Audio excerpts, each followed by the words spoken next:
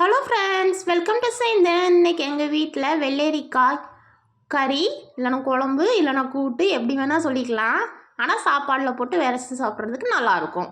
சுரக்காய் சவ் சவ் அதெல்லாம் எப்படி இருக்குமோ அந்த மாதிரி இதுவும் அதே டேஸ்ட்டில் தான் இருக்கும். நம்ம வாட்டர்மெலன் சாப்பிட்டுட்டு அதை வேஸ்ட் பண்ணாமல் தோலை சீவிட்டு அந்த இதை கூட இந்த மெத்தடில் நம்ம செஞ்சோன்னா அதுவும் இதே மாதிரி தான் இருக்கும். வாட்டர்மெலன் கறி இந்த வெயிலுக்கு இந்த மாதிரி தண்ணி காய வச்சு சாப்பிட்டிங்கன்னா உடம்புக்கு ரொம்ப நல்லது. நான் ஒரு ப்ரெஷர் குக்கரில் 2 வெள்ளரிக்காவை சின்னதாக கட் பண்ணிக்கிட்டேன்.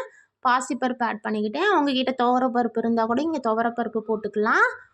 அதில் வெங்காயம், தக்காளி, பச்சை மிளகாய் போட்டு 5லேருந்து 6 விசில் விட்டு வேக வச்சு எடுத்துக்கிட்டேன்.